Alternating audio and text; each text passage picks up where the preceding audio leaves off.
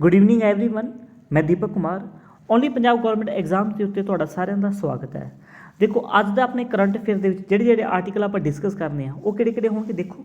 ठीक है, सब तो पहली गल कार्ड टोकनाइजेशन सिस्टम यही न्यूज़ ਦੇ ਵਿੱਚ आप इसनों डिस्कस करांगे।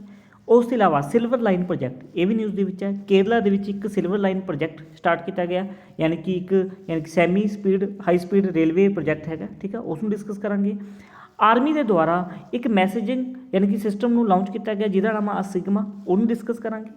अभ्यास DRDO ने एक सफल परीक्षण किया गया अभ्यास का, ये लास्ट ईयर भी किया सीगा। ठीक है, आप इसमें डिस्कस करांगे।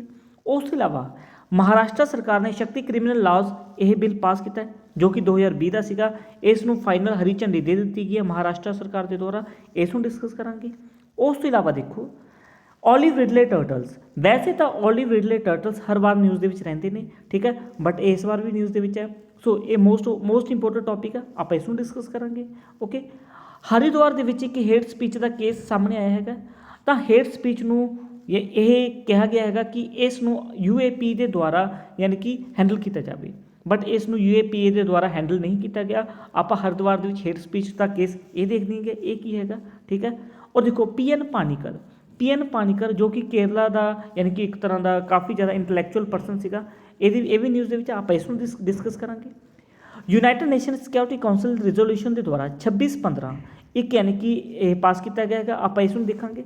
उस तो इलावा प्रलय मिसाइल 2 बार टेस्ट किया गया की है प्रलय मिसाइल। ओके, आओ देखते हैं हर एक चीज़ में। सब तो पहला कार्ड टोकनाइजेशन सिस्टम।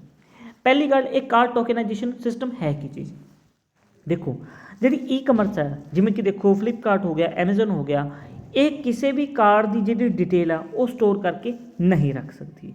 ठीक है, तो देखो जिमें ATM कार्ड है, तो पता होगा जो ATM कार्ड है ये एक नंबर होंदा है। तो जे किसी ने Amazon तो कोई चीज़ परचेज करनी है वो की करता है ATM कार्ड तो यानी कि सारी डिटेल पहले ही फिल करके रखता है, यानी कि आपका जो नंबर होंदा उन्होंने फिल करके रखूगा। ठीक है, उस तो इलावा एक CVV नंबर होंदा है वो ऑलरेडी दिता होंदा है। उस तो बाद जो OTP होंदा है ये ऑन दी स्पॉट आता है, एक नवा OTP इशू हो जाता है। तो उस तो बाद यानी कि जी पेमेंट है उत्थे हो जाती है। तो देखो RBI ने एक नवी गाइडलाइनस इशू की है कार्ड टोकनाइजेशन सिस्टम। ये की हो गया, पहली गल तो इशू करने की जरूरत क्यों पई, तो ये इशू करने की जरूरत पई है कि देखो इस टाइम के उत्ते फ्रॉड बड़े हो रहे हैं। तुहानूं पता होगा कि हाँ भी जो फ्रॉड्स है इस लैके काफ़ी होंगे है। अजकल ये टैक्नोलॉजी का जमाना है, फ्रॉड काफ़ी ज़्यादा हो रहा है, टैक्नोलॉजी काफ़ी एडवांस हो चुकी है। तो यानी कि RBI ने की आख्या कि एक टोकन इशू किया जाऊगा।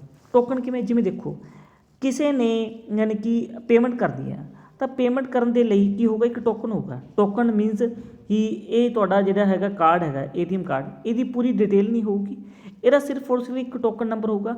उस टोकन नंबर ਨੂੰ ही तुसीं यूटिलाइज़ कर सकोगे। जे तुसीं Amazon तो पेमेंट करनी है, Amazon तो यानी कि एक टोकन इशू हो जाएगा, तुसीं उस टोकन के थ्रू पेमेंट कर सकते हो, टोकन नंबर होगा एक।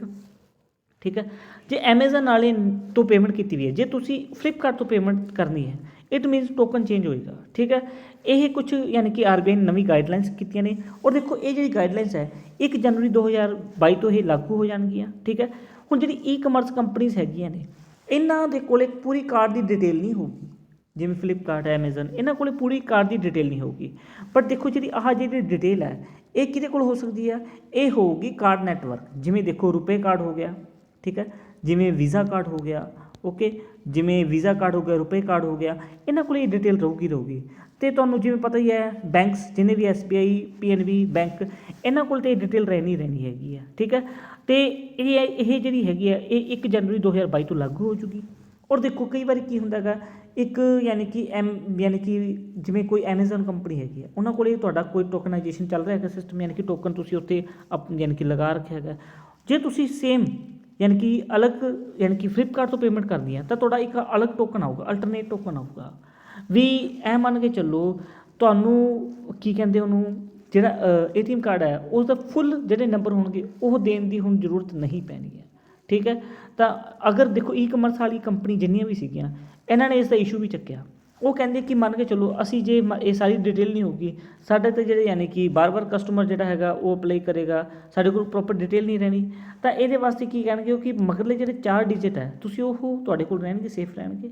ਅਦਰਵਾਈਜ਼ ਫੁੱਲ ਡਿਟੇਲ ਨਹੀਂ ਹੋਊਗੀ। ਇੱਕ ਟੋਕਨਾਈਜੇਸ਼ਨ ਸਿਸਟਮ ਚੱਲੂਗਾ ਔਰ ਇਹ ਸਪੈਸ਼ਲੀ ਕਿਹਦੇ ਵਾਸਤੇ? ਫਰੋਡਸ ਨੂੰ ਰੋਕਣ ਵਾਸਤੇ, ਫਰੋਡਸ ਨੂੰ ਰੋਕਣ ਵਾਸਤੇ ਔਰ ਦੇਖੋ ਆਮ ਜਨਤਾ ਦੇ ਪ੍ਰਤੀ ਇੱਕ ਸਿਕਿਉਰਿਟੀ ਬਣਾਉਣ ਵਾਸਤੇ। ਠੀਕ ਹੈ, ਇਹ ਆ ਕਾਰਡ ਟੋਕਨਾਈਜੇਸ਼ਨ ਸਿਸਟਮ। ਠੀਕ ਹੈ, ਅੱਗੇ ਦੇਖਦੇ ਹਾਂ ਆਪਾਂ ਅਗਲਾ ਕੀ ਆਰਟੀਕਲ ਹੈਗਾ।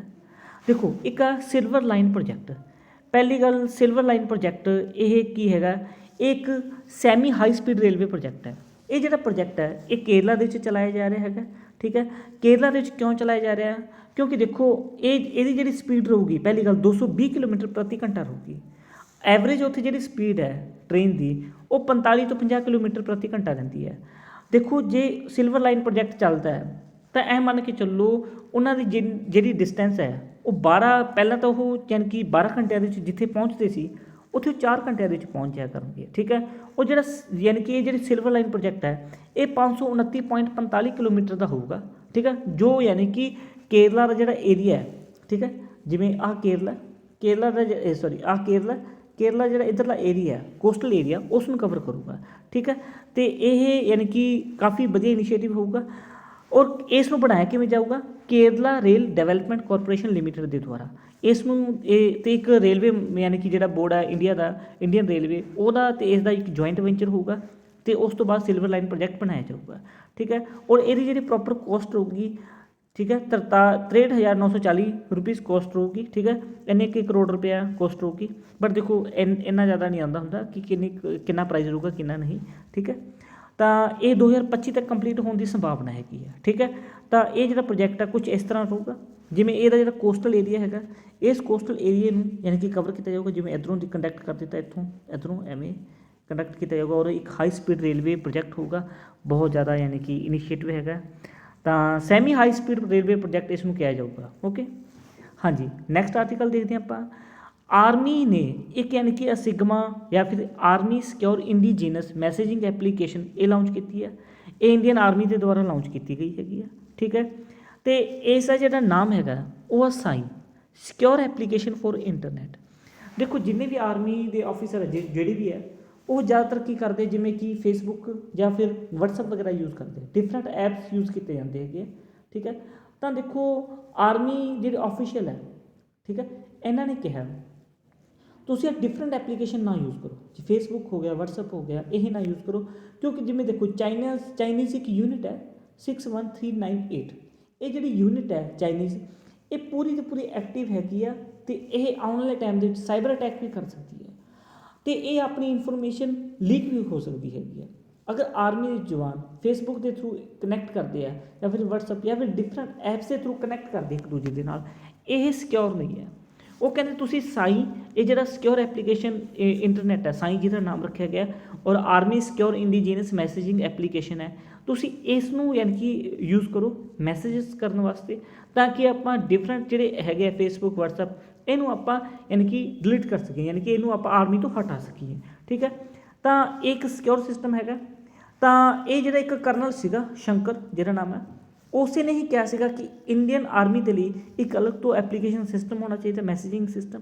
ਤਾਂ ਉਸੇ ਦੀ ਹੀ ਸਕਿੱਲ ਸੀਗੀ ਜਿਸ ਨੂੰ ਯਾਨੀ ਕਿ ਅੱਗੇ ਫੋਰਵਰਡ ਕੀਤਾ ਗਿਆ ਅਤੇ ਉਸ ਤੋਂ ਬਾਅਦ ਹੀ ਇੱਕ ਸਾਈ ਸਿਕਿਉਰ ਐਪਲੀਕੇਸ਼ਨ ਫॉर ਇੰਟਰਨੈਟ ਬਣਿਆ ਔਰ army secure indigenous messaging application ਇਹ ਬਣ ਕੇ ਤਿਆਰ ਹੋਇਆ। ਠੀਕ ਹੈ, ਇਹ ਸਾਰੀ ਯਾਨੀ ਕਿ ਇਹਨਾਂ ਦੀ ਹੀ ਇਨੀਸ਼ੀਏਟਿਵ ਸੀਗੀ। ਓਕੇ, ਤਾਂ ਏਅਰਫੋਰਸ ਦਾ ਆਪਦਾ ਹੈਗਾ ਐਫਨੇਟ ਅਤੇ ਉਸ ਤੋਂ ਬਾਅਦ ਨੇਵੀ ਦਾ ਵੀ ਆਪਣਾ ਖੁਦ ਦਾ ਹੈਗਾ। ਤਾਂ ਇਸ ਤੋਂ ਪਹਿਲਾਂ ਜਿਹੜੀ ਆਪਣੀ ਆਰਮੀ ਸੀ ਉਹ ਕਿਹੜਾ ਸਿਸਟਮ ਯੂਜ਼ ਕਰਦੀ ਸੀ? ਤਾਂ ਦੇਖੋ ਇਹ ਤੋਂ ਪਹਿਲਾਂ ਸੀਗਾ ਆਪਣੇ ਕੋਲ army wide area network Awan. 15 ਸਾਲਾਂ ਤੋਂ ਇਹੀ ਸੀਗਾ ਯੂਜ਼ ਦੇ ਵਿੱਚ, ਯਾਨੀ ਕਿ ਲਾਸਟ 15 ਈਅਰਸ ਤੋਂ। ਹੁਣ ਇਸ ਨੂੰ ਹੋਰ ਵੀ ਸਿਕਿਉਰ ਕਰ ਦਿੱਤਾ ਗਿਆ army secure indigenous messaging application ਦੇ ਦੁਆਰਾ। ਠੀਕ ਹੈ, ਉਸ ਤੋਂ ਬਾਅਦ ਆਪਾਂ ਅੱਗੇ ਦੇਖਦੇ ਹਾਂ ਕਿ ਨੈਕਸਟ ਆਰਟੀਕਲ ਅਭਿਆਸ। ਦੇਖੋ ਆਪਾਂ ਨੇ ਇੱਕ ਅਭਿਆਸ ਤੋਂ ਤੁਹਾਨੂੰ ਸਮਝ ਆਈ ਗਿਆ ਹੋਊਗਾ ਕਿ ਅਭਿਆਸ ਇੱਕ ਮਿਸਾਈਲ ਹੈਗੀ ਹੈ। ਇਹ ਜਿਹੜੀ ਮਿਸਾਈਲ ਦਾ ਟੈਸਟ ਕੀਤਾ ਗਿਆ ਅਭਿਆਸ ਕਰਨ ਦੇ ਲਈ, ਅਤੇ ਇਹ ਜਿਹੜੀ ਮਿਸਾਈਲ ਹੈਗੀ ਹੈ ਇਹ DRDO ਨੇ ਇਹਦਾ ਸਕਸੈਸਫੁਲ ਟੈਸਟ ਫਲਾਈਟ ਕੀਤਾ ਹੈਗਾ। ਠੀਕ ਹੈ, ਅਭਿਆਸ ਦਾ ਵੈਸੇ ਲਾਸਟ ਈਅਰ ਵੀ ਕੀਤਾ ਸੀਗਾ। ਇਹ ਆ ਹਾਈ ਸਪੀਡ ਐਕਸਪੈਂਡੇਬਲ ਏਰੀਅਲ ਟਾਰਗੇਟ, ਜਿਹਨੂੰ ਡਰੋਨ ਵੀ ਕਿਹਾ ਜਾਂਦਾ ਹੈਗਾ। ਠੀਕ ਹੈ, ਤਾਂ ਪਹਿਲੀ ਗੱਲ ਤਾਂ ਅਭਿਆਸ ਹੋਊਗਾ ਕਿੱਦਾਂ ਦਾ ਆਪਾਂ ਉਹ ਦੇਖ ਲੈਂਦੇ ਹੈਗੇ। ਦੇਖੋ ਕੁਝ ਇਸ ਤਰ੍ਹਾਂ ਦਾ ਅਭਿਆਸ ਹੋਏਗਾ। ਇਹਦੇ ਵਿੱਚ ਕੀ ਕੀਤਾ ਜਾਂਦਾ, ਜਿਵੇਂ ਦੇਖੋ ਆਹ ਤੁਸੀਂ ਦੇਖ ਰਹੇ ਹੋ ਅਭਿਆਸ, ਇਸ ਨੂੰ ਲਾਂਚ ਕਰ ਦਿੱਤਾ ਜਾਏਗਾ। ਠੀਕ ਹੈ, ਹੁਣ ਜਿਹੜੀ ਯਾਨੀ ਕਿ ਜਿਵੇਂ ਦੁਸ਼ਮਣ ਹੈ ਦੁਸ਼ਮਣ ਕੋਲੇ ਯਾਨੀ ਕਿ ਮਿਸਾइल ਨੂੰ ਟਾਰਗੇਟ ਕਰਨ ਵਾਸਤੇ ਕਾफ़ी ज़्यादा ਆਪਦੇ और लगा रखे गए सिस्टम लगा रखे ਹੁਣ ਅਭਿਆਸ ਮਿਸਾइल ਆਪਾਂ 15 ਲਾਂਚ ਕਰ ਦਿੱਤੀਆਂ। ਇਹਨਾਂ ਨੇ ਕੀਤਾ ਸਾਰੀਆਂ ਮਿਸਾइलों ਨੂੰ ਟਾਰਗੇਟ ਕੀਤਾ, ਇੱਦਾਂ ਕਰਕੇ ਉਡਾ ਦਿੱਤੀਆਂ, ਕੁਝ ਵੀ ਲਗਾ ਲਓ, ਜਾਂ ਫਿਰ 2-3 ਬਚ ਗਈਆਂ। ਇਹਦੇ ਵਿੱਚ ਕੀ ਹੋਊਗਾ ਕਿ ਦੁਸ਼ਮਣ ਨੂੰ ਚਕਮਾ ਦੇਣ ਵਾਸਤੇ ਅਭਿਆਸ ਲਾਂਚ ਕੀਤਾ ਗਿਆ ਹੈਗਾ ਕਿ ਇਹ ਯਾਨੀ ਕਿ ਉਹਨਾਂ ਨੂੰ ਲੱਗੂਗਾ ਕਿ ਸਾਡੇ ਉੱਤੇ ਅਟੈਕ ਕੀਤਾ ਜਾ ਰਿਹਾ, ਬਟ ਇਹ ਖਾਲੀ ਹੋਏਗਾ। ਬਟ ਇਸ ਦੇ ਵਿੱਚ ਇਹ ਵੀ ਹੈ ਨਹੀਂ ਬਿਲਕੁਲ, ਇਹ ਕਈ ਫੁੱਲ ਵੀ ਭਰੇ ਹੋ ਸਕਦੇ ਹੈਗੇ ਆ। ਦੁਸ਼ਮਣ ਨੂੰ ਚਕਮਾ ਦੇਣ ਵਾਸਤੇ ਹੈ, ਜਾਂ ਫਿਰ ਆਪਾਂ ਨੇ ਇਹ ਮਿਸਾइल ਨੂੰ ਯਾਨੀ ਕਿ ਉੱਪਰ ਹਵਾ ਦੇ ਵਿੱਚ ਮਾਰ ਕਰ ਦਿੱਤਾ, ਹਵਾ 'ਚ ਮਾਰ ਕਰ ਦਿੱਤਾ, ਉਸ ਤੋਂ ਬਾਅਦ ਆਪਣੀ ਮਿਸਾइल ਦੇ ਦੁਆਰਾ ਇਸ ਨੂੰ ਉਡਾ ਦਿੱਤਾ। ਅਤੇ ਇਹ ਅਭਿਆਸ ਕਰਨ ਵਾਸਤੇ ਹੈ, ਯਾਨੀ ਕਿ ਪ੍ਰੀਖਣ ਕਰਨ ਵਾਸਤੇ ਬਣਾਇਆ ਗਿਆ ਹੈਗਾ। ਅਤੇ ਇਸ ਨੂੰ ਆਪਾਂ ਜ਼ਰੂਰਤ ਦੇ ਵਿੱਚ ਵੀ ਲੈ ਸਕਦੇ ਹੈਗੇ, ਹਮਲਾ ਕਰਨ ਵਾਸਤੇ, ਦੁਸ਼ਮਣ ਨੂੰ ਚਕਮਾ ਦੇਣ ਵਾਸਤੇ, ਠੀਕ ਹੈ। ਔਰ ਇਹ ਜਿਹੜਾ ਅਭਿਆਸ ਸਿਸਟਮ ਹੈ, ਇਹਦੇ ਵਿੱਚ ਫਿਊਲ ਵੀ ਹੋ ਸਕਦਾ ਹੈਗਾ, ਇਹਦੇ ਵਿੱਚ ਯਾਨੀ ਕਿ ਵੈਪਨ ਵੀ ਹੋਣਗੇ, ਸਭ ਕੁਝ ਹੋਊਗਾ। ਕਾफ़ी ज़्यादा ਇੰਪੋਰਟੈਂਟ ਅਤੇ ਬਹੁਤ ਹੀ ਜ਼ਿਆਦਾ ਇਨੋਵੇਟਿਵ ਆਈਡੀਆ ਜਾਂ ਫਿਰ ਇਨੋਵੇਟਿਵ ਇੱਕ ਯਾਨੀ ਕਿ DRDO ਨੇ ਆਪਣੀ ਕੀਤੀ ਹੈਗੀ ਹੈ। ਓਕੇ, ਹੁਣ ਦੇਖੋ ਪਹਿਲੀ ਗੱਲ, ਇਹ ਇੱਕ ਅਨਮੈਨ ਵਹੀਕਲ ਹੈਗਾ, ਇੱਕ ਡਰੋਨ ਹੈਗਾ, ਇਹਦੇ ਲਈ ਮੈਨ ਦੀ ਜ਼ਰੂਰਤ ਹੈ ਨਹੀਂ ਕਿ। ਔਰ ਬਣਿਆ ਕਿਵੇਂ ਹੋਇਆ? ਅਲੋਏ ਦਾ ਸਟੀਲ ਅਤੇ ਐਲੂਮੀਨੀਅਮ ਯੂਜ਼ ਕੀਤਾ ਗਿਆ ਹੈਗਾ। ਔਰ ਦੇਖੋ ਸਰਫੇਸ ਟੂ ਸਰਫੇਸ ਵੀ ਹੈਗਾ, ਇਹ ਏਅਰ ਟੂ ਏਅਰ ਹੈ, ਠੀਕ ਹੈ। ਮੰਨ ਕੇ ਚੱਲੋ ਕਿਸੇ ਯਾਨੀ ਕਿ ਆਪਣਾ ਏਅਰਕ੍ਰਾਫਟ ਹੈ, ਆਪਾਂ ਏਅਰਕ੍ਰਾਫਟ ਦੇ ਥਰੂ ਅਨਦਰ ਏਅਰਕ੍ਰਾਫਟ ਦੇ ਉੱਤੇ ਹਮਲਾ ਕਰਦੇ ਹਾਂ ਮਿਸਾइल ਦੇ ਦੁਆਰਾ, ਔਰ ਉਹਦੇ ਕੋਲ ਵੀ ਇੱਕ ਮਿਸਾइल ਹੈਗੀ ਆ, ਉਹ ਇਸ ਨੂੰ ਹਮਲਾ ਕਰਕੇ ਟਾਰਗੇਟ ਕਰਕੇ ਨਸ਼ਟ ਕਰ ਦੇਗਾ। ਤਾਂ ਆਪਾਂ ਏਅਰ ਟੂ ਏਅਰ ਵੀ ਕਰ ਸਕਦੇ ਹਾਂ, ਇਹ ਸਰਫੇਸ ਟੂ ਸਰਫੇਸ ਵੀ ਹੈਗੀ ਹੈ, ਦੋਵੇਂ ਹੈਗੇ ਆ ਅਭਿਆਸ, ਠੀਕ ਹੈ। ਤਾਂ ਇਸ ਤੋਂ ਕਾफ़ੀ ਕੁਐਸਚਨ ਨਿਕਲ ਕੇ ਆ ਸਕਦੇ ਆ, ਯਾਨੀ ਕਿ ਇਹਦਾ ਜਿਹੜਾ ਹੈਗਾ ਏਅਰ ਟੂ ਏਅਰ ਹੈ, ਸਰਫੇਸ ਟੂ ਸਰਫੇਸ ਹੈ, ਅਭਿਆਸ ਕਿਹਨੇ ਟੈਸਟ ਕੀਤਾ ਹੈਗਾ, ਠੀਕ ਹੈ। ਇਹ ਕੀ ਸਿਸਟਮ ਹੈ, ਇਹ ਡਰੋਨ ਹੈ ਜਾਂ ਨਹੀਂ ਹੈ, ਇਹਦੀ ਇਹ ਪੁੱਛ ਸਕਦੇ ਆ ਹਾਈ ਸਪੀਡ ਐਕਸਪੈਂਡੇਬਲ ਏਰੀਅਲ ਟਾਰਗੇਟ ਹੈਗਾ ਕਿ ਹੈ ਨਹੀਂ, ਕਾफ़ੀ ਕੁਐਸਚਨ ਇਹ 'ਚੋਂ ਬਣ ਸਕਦੇ ਹੈਗੇ ਆ, ਠੀਕ ਹੈ। ਤਾਂ ਉਸ ਤੋਂ ਬਾਅਦ ਆਪਾਂ ਦੇਖਦੇ ਹੈਗੇ ਆ ਸ਼ਕਤੀ ਕ੍ਰਿਮੀਨਲ ਲਾਸ। ਮਹਾਰਾਸ਼ਟਰ ਨੇ ਇੱਕ ਬਿੱਲ ਪਾਸ ਕੀਤਾ ਹੈਗਾ ਸ਼ਕਤੀ ਕ੍ਰਿਮੀਨਲ ਲਾਸ। ਦੇਖੋ ਜਿਹੜਾ ਸ਼ਕਤੀ ਕ੍ਰਿਮੀਨਲ ਲਾ, ਇਹ ਸਪੈਸ਼ਲੀ ਕਿਹਨਾਂ ਵਾਸਤੇ ਹੈਗਾ? ਜਿਹੜੇ ਹੀਨੀਅਸ ਕ੍ਰਾਈਮ ਕਰਦੇ ਆ, ਜਿਵੇਂ rape, gang rape, acid attack, ਇਹੋ ਜਿਹੇ ਕੇਸਸ ਦੇ ਲਈ ਉਹਨਾਂ ਨੇ ਸਿਰਫ ਇੱਕੋ ਹੀ ਸਜ਼ਾ ਰੱਖੀ ਹੈਗੀ ਆ, ਅਤੇ ਉਹ ਸਜ਼ਾ ਦਾ ਨਾਮ ਕੀ ਹੈ? Death penalty. ਬਸ ਮੌਤ ਦੀ ਸਜ਼ਾ ਹੋਣੀ ਚਾਹੀਦੀ ਹੈਗੀ ਆ। ਔਰ ਇਹ ਮਹਾਰਾਸ਼ਟਰ ਦੀ ਸਰਕਾਰ ਨੇ ਕੀਤਾ ਹੈਗਾ। ਅਗਰ ਮੰਨ ਕੇ ਚੱਲੋ ਕੋਈ ਇਸ ਹੀਨੀਅਸ ਕ੍ਰਾਈਮ ਤੋਂ ਨਿਕਲਣਾ ਵੀ ਚਾਹਵੇ, ਕੁਝ ਵੀ ਹੁੰਦੇ ਹੈਗੇ, ਕਈ ਵਾਰ ਕੀ ਹੁੰਦਾ ਹੈਗਾ, ਕੁਝ ਸਿੰਪਲ ਜੀ ਯਾਨੀ ਕਿ ਪੈਸੇ ਦੇ ਕੇ ਹਰ ਇੱਕ ਨੂੰ ਨਿਕਲਣ ਦੀ ਕੋਸ਼ਿਸ਼ ਕਰਦਾ ਹੈਗਾ, ਵਕੀਲ ਆ ਜਾਂਦੇ ਉਹਨਾਂ ਦੇ, ਤਾਂ 10 ਲੱਖ ਤੱਕ ਦਾ ਫਾਈਨ ਵੀ ਰੱਖਿਆ ਗਿਆ ਇਸ ਦੇ ਵਿੱਚ। ਅਤੇ ਇਸ ਦੇ ਵਿੱਚ ਕੀ ਕੀਤਾ ਗਿਆ? 15 ਦਿਨਾਂ ਦੇ ਵਿੱਚ ਪੁਲਿਸ ਨੂੰ ਕਿਹਾ ਗਿਆ ਇਨਵੈਸਟੀਗੇਸ਼ਨ ਕੰਪਲੀਟ ਕਰਨੀ ਹੈ, ਠੀਕ ਹੈ। ਔਰ ਦੇਖੋ 30 ਦਿਨਾਂ ਦੇ ਵਿੱਚ ਇਸ ਦੀ ਚਾਰਜ ਸ਼ੀਟ ਫਾਈਲ ਕਰਕੇ ਟ੍ਰਾਇਲ ਹੋ ਜਾਣਾ ਚਾਹੀਦਾ ਹੈਗਾ, ਜ਼ਿਆਦਾ ਟਾਈਮ ਨਹੀਂ ਦੇ ਰਹੇ ਇਸ ਨੂੰ, ਠੀਕ ਹੈ। ਔਰ ਦੇਖੋ ਇਹ ਹਾਈ ਕੋਰਟ ਦੇ ਵਿੱਚ ਵੀ ਅਗਰ ਦੇਖੋ ਮੰਨ ਕੇ ਚੱਲੋ ਜਿਹੜਾ ਵਿਕਟਿਮ ਹੈ, ਵਿਕਟਿਮ ਕਹੇ ਕਿ ਨਹੀਂ ਮੈਂ ਨਿਰਦੋਸ਼ ਹਾਂ, ਤਾਂ ਹਾਈ ਕੋਰਟ ਦੇ ਵਿੱਚ ਆਪਦੇ ਕੇਸ ਨੂੰ ਲੈ ਕੇ ਜਾਂਦਾ ਹੈ। ਤਾਂ ਹਾਈ ਕੋਰਟ ਦੇ ਵਿੱਚ ਓਨਲੀ 45 ਡੇਜ਼ ਹੀ ਹੋਣਗੇ, 45 ਦਿਨਾਂ ਦੇ ਵਿੱਚ ਉਸ ਨੂੰ ਇਹ ਡਿਸਾਈਡ ਕਰਨਾ ਪਊਗਾ ਕਿ ਹਾਂ ਵੀ ਇਹ ਹੀਨੀਅਸ ਕ੍ਰਾਈਮ ਕੀਤਾ ਜਾਂ ਨਹੀਂ ਕੀਤਾ। ਇਸ ਨੂੰ ਇੱਕ ਲੰਬੇ ਸਮੇਂ ਤੱਕ ਨਹੀਂ ਲਟਕਾਇਆ ਜਾ ਸਕਦਾ। ਇਹ ਮਹਾਰਾਸ਼ਟਰ ਸਰਕਾਰ ਦੇ ਦੁਆਰਾ ਇੱਕ ਬਹੁਤ ਹੀ ਜ਼ਿਆਦਾ ਇਨੀਸ਼ੀਏਟਿਵ ਲਿੱਤਾ ਗਿਆ ਹੈਗਾ। ਔਰ ਦੇਖੋ ਇਹਦੇ ਵਿੱਚ ਇੱਕ ਹੋਰ ਪ੍ਰਾਵਧਾਨ ਰੱਖਿਆ ਗਿਆ ਕਿ ਮੰਨ ਕੇ ਚਲੋ ਕਈ ਵਾਰ ਕੀ ਕਰਦਾ ਹੁੰਦਾ, ਜਿਹੜੀ ਉਹ ਹੈਗਾ ਕ੍ਰਿਮੀਨਲ ਹੈਗਾ, ਉਹ ਕੀ ਕਰਦਾ ਹੈਗਾ, ਇੰਟੈਂਸ਼ਨਲੀ ਫੋਟੋਸ ਅਪਲੋਡ ਕਰ ਦਿੰਦਾ ਇੰਟਰਨੈਟ ਦੇ ਉੱਤੇ। ਤਾਂ ਉਸ ਦੇ ਵਾਸਤੇ ਵੀ ਸੈਕਸ਼ਨ ਰੱਖਿਆ ਗਿਆ ਕਿ ਅਗਰ ਕੋਈ ਇਹ ਕਰਦਾ ਤਾਂ ਉਹਦੇ ਵਾਸਤੇ ਵੀ ਸਜ਼ਾ ਹੈਗੀ ਹੈ। ਕੁਝ ਵੀ ਕਰਦਾ ਹੈਗਾ, ਪਰੇਸ਼ਾਨ ਵੀ ਕਰਦਾ ਕੋਈ ਵੂਮੈਨ ਨੂੰ, ਕੋਈ ਗਰਲ ਨੂੰ, ਠੀਕ ਹੈ, ਉਹਦੇ ਵਾਸਤੇ ਵੀ ਰੱਖਿਆ ਗਿਆ ਪ੍ਰਾਵਧਾਨ। ਇਸ ਤੋਂ ਇਲਾਵਾ ਦੇਖੋ ਜੇ ਕੋਈ ਵੂਮੈਨ ਹੈ ਉਹ ਫਾਲਸ ਸਟੇਟਮੈਂਟ ਦਿੰਦੀ ਹੈ, ਝੂਠੀ ਗਵਾਹੀ ਦਿੰਦੀ ਹੈ, ਝੂਠੀ ਸਟੇਟਮੈਂਟ ਦਰਜ ਕਰਾਉਂਦੀ ਹੈ, ਠੀਕ ਹੈ, ਤਾਂ ਵੂਮੈਨ ਨੂੰ ਇੰਪ੍ਰਿਜ਼ਨਮੈਂਟ ਹੋ ਜਾਏਗੀ 1 ਸਾਲ ਦੀ, ਠੀਕ ਹੈ। ਇਹਦੇ ਵਿੱਚ ਇਹ ਵੀ ਰੱਖਿਆ ਗਿਆ ਹੈਗਾ। ਤਾਂ ਇੱਕ ਬਹੁਤ ਹੀ ਜ਼ਿਆਦਾ ਇਨੀਸ਼ੀਏਟਿਵ, ਬਹੁਤ ਹੀ ਜ਼ਿਆਦਾ ਪ੍ਰੋਡਕਟਿਵ ਯਾਨੀ ਕਿ ਮਹਾਰਾਸ਼ਟਰ ਸਰਕਾਰ ਨੇ ਲਿੱਤਾ ਹੈਗਾ Shakti criminal laws. Okay, next news ਦੇਖਦੇ ਹਾਂ ਆਪਾਂ। ਇੱਕ ਦੇਖੋ ਤੁਸੀਂ ਇਹ ਜਿਵੇਂ उद्धव ठाकरे इन्होंने ने साफ साफ लिखा है कि हाँ भी समाज में बच्चियों और महिलाओं के साथ बढ़ रही छेड़छाड़ और यौन उत्पीड़न की घटनाओं को देखते हुए महाराष्ट्र सरकार ने शक्ति एक्ट के तहत रेप के नए मृत्युदंड की सज़ा को मंजूरी दी है। तो काफ़ी ज़्यादा इसनों हाईलाइटेड किया गया है, एक वधिया इनिशिएटिव भी है एक। उस तो बाद देखो ऑलिव रिडले टर्टल्स। पहली गल ऑलिव रिडले टर्टल्स है कि देखो ये कछुआ के वांगू होंगे कि कछू होंगे एक टर्टल्स होंगे है, ये सेम नहीं होंगे, अलग अलग होंगे है। ये अपने ओडिशा के कोस्ट के उत्ते आते होंगे है, हर साल आते हैं। कई बार घट आ जाते, कई बार ज़्यादा आ जाते हैं। तो ये पूरी की पूरी दुनिया घूम के आते होंगे ऑलिव रिडले टर्टल्स। और उत्थे मास नैसटिंग यानी कि बच्चे पैदा करने वास्ते उड़ीसा के कोस्ट के उत्ते ये आते होंगे हैं। इन्हों की बड़ी भारी गिनती के इत्थे आगमन होता है, ठीक है।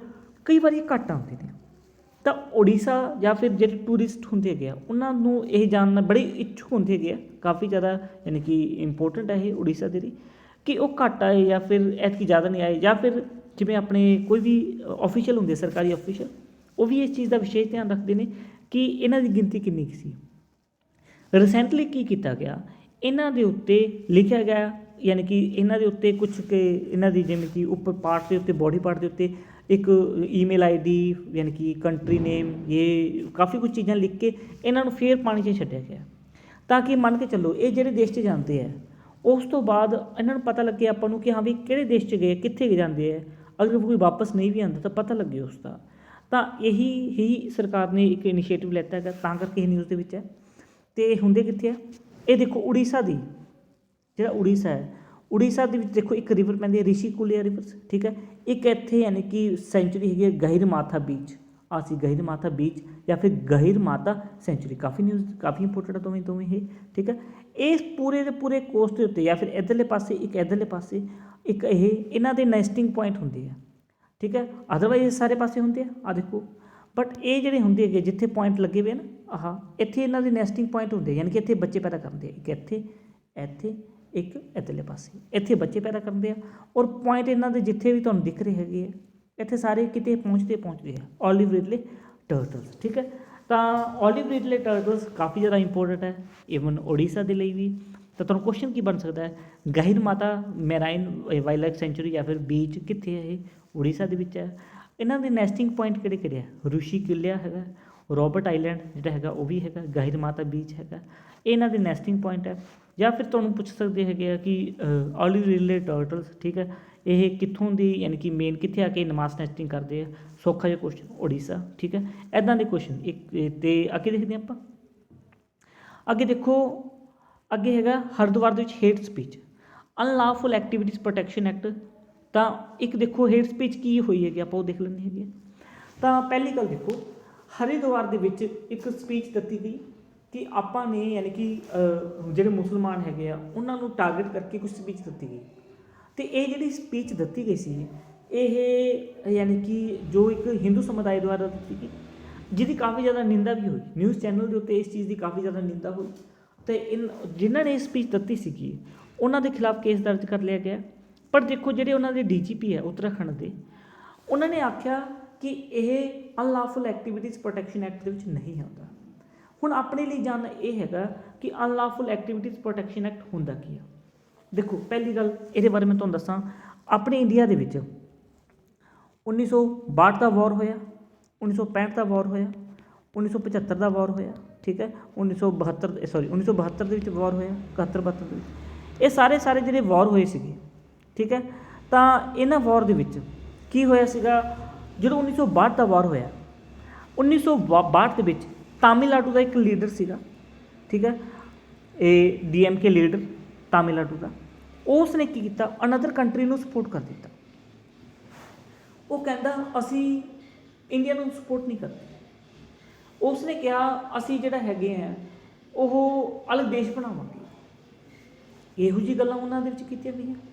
ਹੁਣ ਦੇਖੋ ਇਹੋ ਜਿਹੀਆਂ ਗੱਲਾਂ ਜਦੋਂ ਕੀਤੀਆਂ ਗਈਆਂ ਸੀ ਉਹਨਾਂ ਦੇ ਦੁਆਰਾ, ਸੈਂਟਰ ਗੌਰਮੈਂਟ ਸੋਚਣ 'ਤੇ ਮਜਬੂਰ ਹੋ ਗਈ ਸੀ ਇਹਨਾਂ ਦਾ ਕੀ ਕੀਤਾ ਜਾਵੇ, ਆਪਾਂ ਚਾਈਨਾ ਦੇ ਨਾਲ ਨਿਬੜੀਏ ਜਾਂ ਫਿਰ ਇੰਟਰਨਲ ਡਿਸਟਰਬੈਂਸ ਹੋ ਰਹੀ ਹੈ ਉਹਦੇ ਨਾਲ ਨਿਬੜੀਏ। ਤਾਂ 1963 ਦੇ ਵਿੱਚ ਉਹਨਾਂ ਨੇ ਇੱਕ ਅਮੈਂਡਮੈਂਟ ਕੀਤੀ ਸੀ। ਉਸ ਅਮੈਂਡਮੈਂਟ ਦੇ ਵਿੱਚ ਆਰਟੀਕਲ ਜਿਹੜਾ 19 ਹੈ, ਆਰਟੀਕਲ 19 ਕੀ ਕਹਿੰਦਾ ਹੈਗਾ, ਠੀਕ ਹੈ, ਯਾਨੀ ਕਿ ਫਰੀਡਮ ਦਿੰਦਾ ਹੈਗਾ ਆਪਾਂ ਨੂੰ ਬੋਲਣ ਦੀ।